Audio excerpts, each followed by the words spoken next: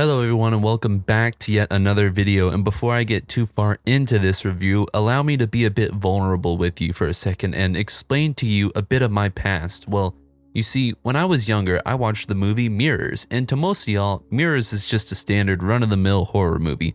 But for 13-year-old me, that was the scariest thing I've ever seen in my life, and for about a week after that, I avoided any reflective surface. The reason that I bring that up is because, well, now there's a movie that tries to do the same thing, only without mirrors. It's instead about pools. So for all of those who can't swim, welcome to Night Swim. And yes, Night Swim is a 2024 movie that came out this year. Night Swim has a 4.8 out of 10 rating on IMDb and a popularity of 29. So yes, I'm going to strike while the iron is still hot. And let's go ahead and take a look at our main cast. Our main cast for this movie is going to be Ray Waller. Then we have Eve Waller, Izzy Waller, and Elliot. Can you guess it? Yep, that's right, Waller, as this movie basically just follows the Waller family. And this is kind of basically the main cast. We have a couple other side characters, but this is the main group that we're going to follow. But not as soon as we open this movie, because we opened this movie in the summer of 1992, and this little girl ain't none of the Waller family, but this girl awakes to see that her brother's toy boat is out in the middle of the pool, and she's going to go get it for him because she's a very nice sister, only to see that the boat has now sunk to the bottom of the pool, and upon trying to retrieve the boat, what happens? Well, she falls in, and when she goes to get out of the pool, she sees that the boat resurfaces, and instead of escaping to freedom, she reaches back for the boat, only for her to soon be pulled underneath the water, with the only thing being left of her is her bunny slippers. But hey, like I said, none of that actually matters anymore, because now we get the Waller family again, as we see Ray Waller here is dealing with quite a debilitating issue, even requiring the assistance of a cane just to be able to walk. And we see that the Waller family is now looking at a new house to buy. We even find out that Ray Waller was a former MLB player who appears to have had to retire from the moment due to his illness. And while driving through a neighborhood, the Waller family finds a house for sale and decides they want to go take a look at it. Even the best part about this house is that there's a pool in the backyard. I mean, who doesn't want a house with a pool? But upon looking into the pool, Ray notices that there's a baseball in the pool, and upon reaching for it, he of course falls in, and he immediately starts having flashback to his MLB days, which they actually have the uniform and everything for the Milwaukee Brewers here. So I guess they made a licensing deal with them. I mean, that's pretty interesting in my opinion. You may also notice that the CGI on this baseball is kind of rough, and don't worry, that's going to be a reoccurring theme in this movie. We also get more of an insight to the illness that Ray is struggling with, and that would be MS, or multiple sclerosis, which MS is a nerve damage that disrupts communication between the brain and the body, which kind of makes sense as to why he would not be able to play baseball with this. We also find out that it's seeming to get worse, so much so that they recommend him using a wheelchair for the next couple days. And so the family decided to move into the house with the pool, and we get a nice little music montage of everyone settling into their new life. We even see the family starting to clean out the pool to try to get it all nice and finished, when Ray manages to cut his hand on the inside of the pool drain, which then for some reason causes an absolute onslaught of water to protrude from said drain. We also find out that the pool is actually hooked up to spring water, which means this pool isn't necessarily fed by a hose or anything of that nature, but the water just kind of rises up from underneath it, which I've never heard of that before. Maybe it's a real thing, maybe that's real big in the pool owners community, but I'm not sure about it. The pool technician even mentions that this whole area used to be filled with springs. We then see in this scene that Ray seems to wish that he could go back to his baseball playing days, saying that he doesn't think he would have been able to walk away had he been healthy. And maybe him getting sick was the best thing for their family, which is kind of rough. I mean, if you decide to dedicate your entire life to doing one thing, only to find out that your body can no longer do that, it's gonna be rough. And this thought is only amplified further by Ray going through all of his old stuff in the garage that continues to remind him of his MLB days. Eve then decides to go take a dip in the pool and notices that their cat Cider seems to hate the pool, which, don't get me wrong, I ain't never met a cat that does like a pool. And while swimming, Eve thinks that she sees Ray standing by the side of the pool and does what every normal person should do and just leaves the pool. We now cut to the next morning as they find Cider's collar is just hanging out in the pool. I don't think there's any universe where there's anything good that comes out of this. But oddly enough, Ray goes to unwrap his hand in the washroom to check it out, and it's magically healed. And speaking of magically healed, Ray goes back to the hospital and the doctors basically say he's doing amazing. And so because of this, Ray begins to almost live in the pool, except for whenever his son wants to go use the pool. At that point, Ray decides it's time to go lift some weights. And instead of being a responsible parent and watching his child, he just tells him to stay in the shallow end while he goes diving for coins, and that he'll come get the coin later. But while Elliot is underwater, he notices that some of the coins keep dropping into the pool. And where are these coins going, you may ask? Well, they're going further and further to the deep end of the pool. You know, the side that he was not supposed to go to. And while underneath the water, Elliot begins to hear the voice of a little girl, but when he raises above the water, there's nobody there. He even comes back to the top of the water to hear somebody on top of the diving board, only to realize that there's nobody there either. But the most confusing part of this entire scene comes up shortly after this, as he goes to one of the side drains that, you know, catch all the leaves and everything that gets into the pool, and he hears the voice of that same little girl coming from the drain. And I understand he's a kid, but even I as a kid realized that those things are like a foot deep. There ain't nobody in those things. But upon reaching for his toy, and instead of just reaching his hand into the drain, another hand reaches out and tries to grab him, very reminiscent of the whole Pennywise thing with the gutter. Elliot then goes and gets his mom and tells her that there was a girl whose name was Rebecca, and that she says she was looking for her mom. And of course that kind of freaks out the parents, but they just chalk it up to him being a strange little kid. The mom then has the brilliant idea of, why don't they just invite everyone over, everyone from Elliot's baseball team, they can invite some friends, you know, get everyone from the neighborhood, a good old come meet the Wallers. We even get this short interaction between Eve and Elliot as she shows him the signal that their daughter Izzy used to give them whenever she was in class and ready to go. The only reason I bring this up is because this signal comes back later, so just remember that. After a few of the kids take a at-bat, Ray decides that he's going to step in the box, and you guessed it, he absolutely brutally misses on the first and second swing. But before I get to this next part here, the coach has one of the weirdest pitching windups I've ever seen in my life. And I mean, even if he's trying to use it as like a soft pitch for the kids, this is still a very weird windup. Holy Jesus. What is that? What is that? But on his third attempt, Ray gets ready and he starts getting visions of the pool water in his head. And the next pitch that's right over the plate, he smacks the cover off the ball. You know, just like the saying goes. Gone forever, Aaron Hernandez. And then after this, we just cut to a scene of Ray floating in the pool. And so Ray and Eve decide that they have to go out for dinner. And of course, Izzy invites a boy over in typical movie high school girl fashion. And her and Ronan play Marco Polo in the pool, only for about halfway through, Izzy starts playing Marco Polo with someone who's not Ronan. And she begins swimming after this figure underwater, and I mean, she's swimming for a while. And not only do I think it's interesting that she didn't notice that she was swimming downward for quite a while, but she's also holding her breath this entire time as this big chunky boy tries to grab her foot and drag her down further. And that kind of thing keeps coming up in this movie, is the fact that everybody in this movie seems to have lungs of steel. And upon freaking out and getting out of the water, Ronan asks Izzy, he's like, well, what's the issue? And she's like, I think I felt something dragging me down. To which Ronan responds with, well, maybe it was just the pull of the drain trying to pull her down. And he explains that she was only under there for a couple of seconds, which again, it's weird. Does that mean that this pool also bends time as well? This is getting very confusing very fast. But mom and dad are back, so Ronan has to get on up out of there, and I just find this scene very funny. And now it's everyone's favorite time, it's pool party time. But before everybody gets there, Elliot tries to talk to his sister, basically saying, I know you saw something weird in the pool, and I saw it too. And Izzy just basically threatens him and is like, do you really want to make mom and dad feel like they made the wrong decision in moving here? Do you really want to be that guy? Which, Jesus, dude, what a loving family.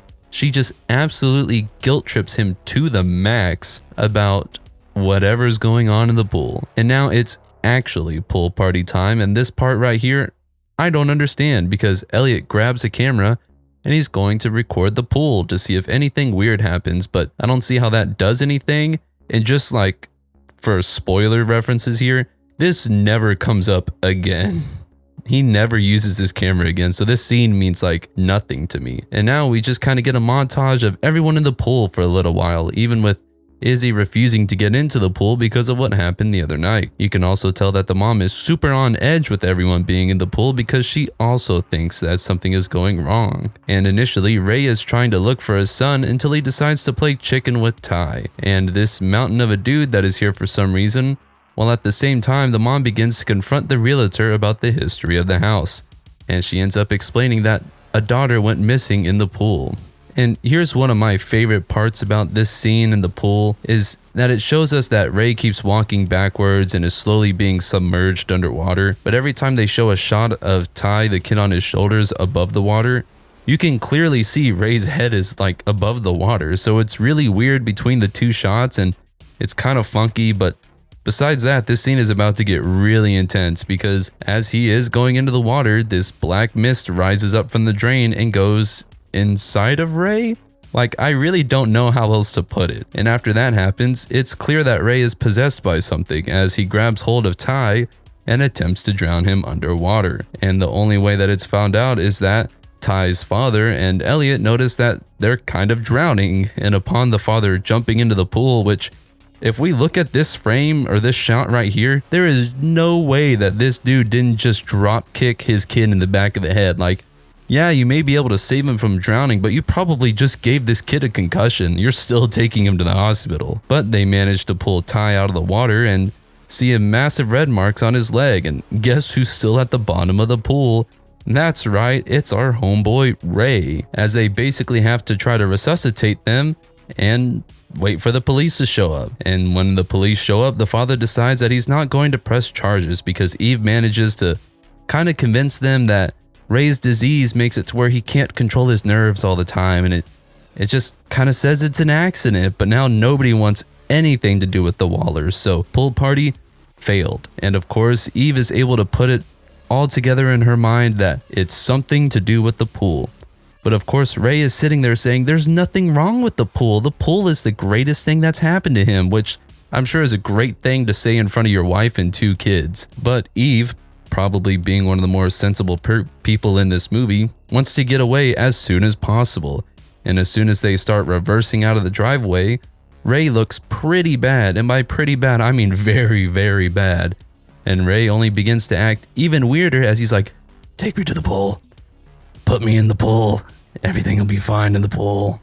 And Ava has had enough of the pool as she just begins to drain that bad boy. And so Eve goes to talk to her daughter and she finds out that Elliot is also sleeping on the floor of her daughter's room. And either they know that Elliot is the heaviest sleeper on earth, or they just have no regard for his sleep because he's trying to lay down on and go to sleep on the probably incredibly hard floor.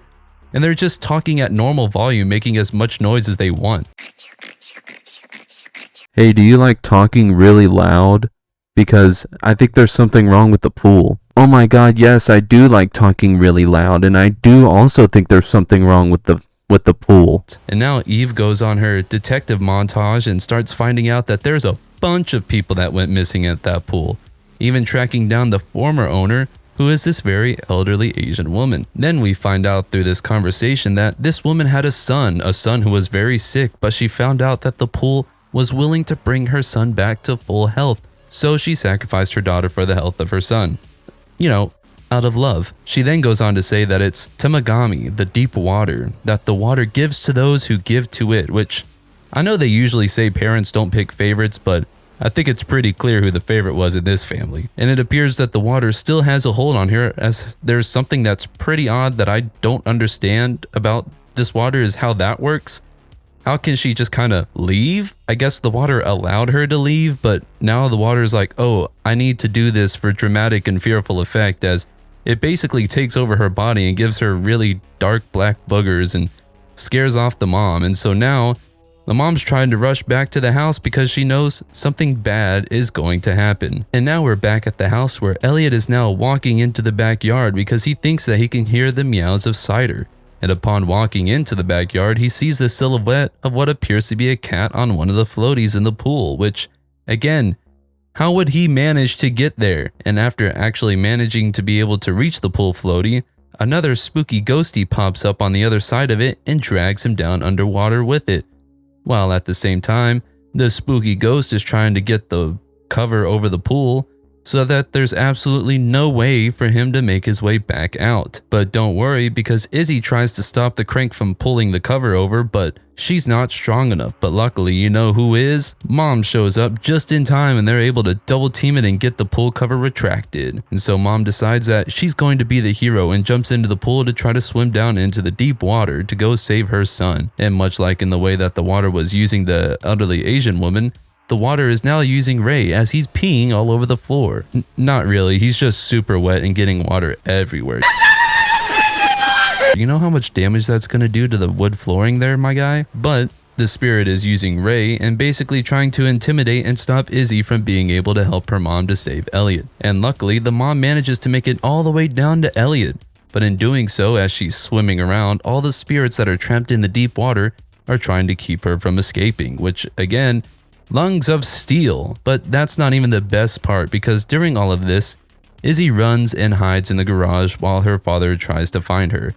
But while this is going on, it appears that the mother is trying to swim to the surface and find her way out, only for her to be stopped by the spirit of Rebecca, who actually whips out a pro gamer move here and tells her to stop and releases one of the coins, only to show that the coin is raising up. And by that, I mean it zooms out to show that basically the pool has managed to trick Eve into thinking that she was swimming out when in actuality she was swimming downwards. So Rebecca actually managed to save Eve and Elliot, at least from drowning in the deep pool. You know, once they get out of the pool, that's not Rebecca's territory, but she did her job. But here it comes, one of my favorite parts in this movie. So I'm very much a stickler for a lot of little things when it comes to filming movies, and I noticed that they used the same exact shot twice. And before you think that I'm lying to you or that I'm trying to pull the wool over your eyes just to make this movie look bad, I'm not doing that.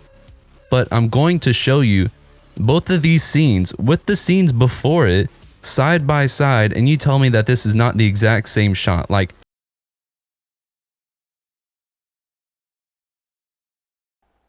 What is that? how did they do this? Why did they just go, just re-roll that clip. They'll never notice, and it's just completely, it's okay, don't worry about it. But it ruins it. It's ridiculous. That's such a joke to reuse the same exact shot no more than 30 seconds later. But now the mom is trying to resuscitate Elliot due to the fact that he's the only one who does not have lungs of steel. But of course, Ray is trying to stop her, and little does Ray know that behind him, Izzy is walking up with the baseball bat. And Eve gives her the signal, see? I told you that was going to come back in handy, and just starts wailing on Ray. And who knew that the secret to beating this monster or spirit or curse or whatever it is, you just gotta beat him out of him with a baseball bat. And everything's all fine after that, and they're gonna live happily ever after. Only whenever they go to try to get Elliot out of there and try to take him to a hospital to save him, he begins to have the same face and ailments that was happening to Ray. But now Ray understands that the only way to save the kid is for him to go into the water, which I don't understand how this works. Can't we just beat it out of the kid too? Like, Izzy still got the baseball bat, just start swinging and eventually it's gonna give up, right? But basically, Ray ends up swimming into the pool and sacrificing himself so that his son may live, which the whole point of it is somebody has to pay for a wish, and nobody got the wish, really. I mean, I guess the father was feeling better for like 2 days, and then it's just like, oh, now we're just gonna make your kid sick. I don't necessarily understand why he had to sacrifice himself. What was the wish? Where did the wish go? Is Elliot gonna be like super cool now? But instead of moving away and having it happen to another family, the Wallers then decide to fill in the pool so that it'll no longer affect anybody else. But this is going to raise a bunch of questions. I mean, Ray was a former MLB player. Like, is nobody going to ask questions about what happened to him? And is the rest of the neighborhood just fine with this? They're like, oh yeah, thank God Ray's gone. I mean, he is the one that tried to drown the kid. And they're like, I guess the rest of the family's not that bad. And with the first dump of sand into the pool, that is the end of Night Swim, and it's the beginning of review time. Alright, and I'm basically going to give you the Spark Notes version of how I grade everything in this movie. It goes on a 0 to 10 scale. I have 3 main categories and 1 bonus category. It goes plot, acting, cinema.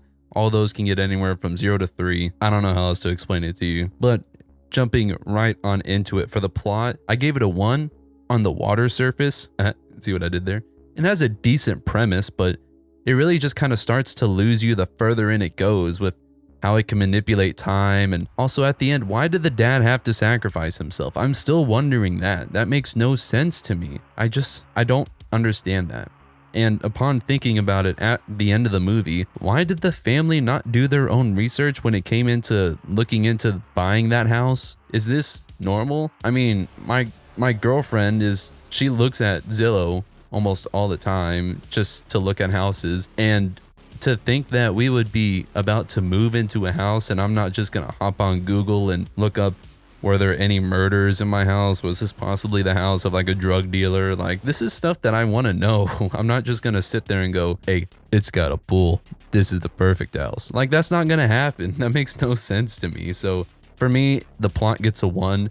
It just has too many parts of it that don't necessarily make sense. It doesn't come across as very readable or legible, much like the surface of the water when it has all the ripples. There's going to be as much water jokes as I can make in here as possible. For the acting, I gave it a 1.5. I thought everyone did a very serviceable job on the acting. There wasn't any moment when I felt that the interactions were forced. It all seemed very cohesive cast, and you could really see the change in Ray throughout the movie. And I felt that Ray especially had a really good job throughout the movie. You could see it not only throughout the movie, how the movie's always going to push the fact that, oh, if he's basically going to become this evil force or evil presence towards the end of the movie, like, the movie's going to do that anyways. It's going to push that along with its storytelling. But the way you get those real small, subtle changes whenever it comes to the actors and their portrayals, and you can actually really see it in his facial expressions throughout the movie. I feel like that was a really good job. And of course the kids, especially for their age, they did a really good job on acting. I felt like everyone in this movie was pretty good. Like, I didn't think it was terrible. I thought it was good. So for acting, it gets the 1.5 for me. But now comes the moment of truth for the last main category, for the cinematography. How do I put this as nicely and as comforting as I can put it? It gets a 0. A big fat goose egg 0. It's so misshot and so poorly shot, and it's just, for lack of a better term, it's garbage cinematography. It had terrible CGI, which I'm not expecting every bit of CGI to look brand new or anything like that, but at that point, why are you even trying it? Like, I've seen better graphics in a PS1 game, and then reusing that one shot? Are you kidding me? I still can't get over that. Using one shot that you filmed for one scene and using it twice? That's ridiculous to me. There's no reason you should ever just reuse a shot like that, especially a shot that's so easily noticeable no more than 30 seconds later. I'm sorry, I think I'm actually getting sick just thinking about it again, but that's just ridiculous to me. Like, I know movies will use reoccurring shots, but it's usually in shots where you can't tell what's going on, or it's some sort of fast-paced action scene, and it's something along the lines where it's all kind of conjumbled together so you don't notice it anyways. But that was just atrocious. And as I previously stated, no more than 30 seconds later, that's preposterous in my opinion. And then the pool scene too, like, at first that was just funny to me because I'm like, oh look, it's a little goof, they didn't want to, actually drown the actor, so look, his head's poking up. But in the whole scope of the rest of the movie, it's just, God, it's bad. It's so bad. All the CGI is garbage, all the reused shots, garbage. For the fact that you can't even get the continuity right whenever he's going under the water, garbage. Those are the small things that I always look for, and my God, is that bad? That was really, really bad. If I could, I'd give the cinematography a -1. That's how bad it was, man. And then for the bonus point, I went ahead and gave it the bonus point because they somehow still got the rights from the MLB to use the Brewers logo. Like, bro, how? How do you manage to do that? Did they not see what the final product was? Did they see the movie and think, yeah, I want to put the Brewers logo on that? Because just like the Brewers in real life, they disappointed once again. But hey, I don't know. I'm still thinking about that CGI and all the cinematography, but let's go ahead and add it up. For those of y'all who don't want to do the math, don't worry, I got a calculator. We have the plot with the 1, acting 1.5, absolutely nothing for the cinematography, and the 1 bonus point. We're walking out of here with a whopping 3.5 out of 10, which is still lower than the IMDb score. The IMDb score had a 4.8 out of 10. So once again, look at me giving a harsher rating on a movie than a vast majority of people. I'm not doing this intentionally. It's just not very good. But thank you for stopping by and sticking around for the review. In my opinion, it was interesting to watch, but once you really focus in on the small details, God, it ruins it so bad. If you want to go watch it, just have one of those times where you're looking to kill time and you just want to throw a movie on. This can service as that. And it's PG-13. You can watch this with your kids if you want. Make them absolutely terrified to go into that pool. But that is Night Swim in a nutshell. If I had to sum Night Swim up in one phrase, it would be Amityville, but with a pool. But it's not a bad movie. It's not terrible. I actually enjoyed watching it throughout the majority of it because it's not a terrible movie, but the CGI is so bad. The reuse of shots is so bad. If you can just go into this movie and block that out of your head, excellent. You'll be doing just fine. But for me, I wasn't able to do that. But at the end of it, thank you all for stopping by, watching the video. I've almost made it to 500 subs, and that is just absolutely insane to me. Thank you so much for everyone who comments, likes, subscribes. It really does mean a lot to me. If I just need a little bit more, we're at 500. I might do something special for it. I don't know. It's just super cool to me. But thank you all once again for stopping by. Again, if you have any suggestions on movies you'd like me to review, there's a whole comment down there. You can put anything within reason down there. It doesn't even have to be a horror movie. It can be just some other random movie. But once again, thank you all for stopping by. I greatly appreciate any of you who feel the need to comment, like, subscribe. But that is Night Swim. And until next time, I will see you all in the next one.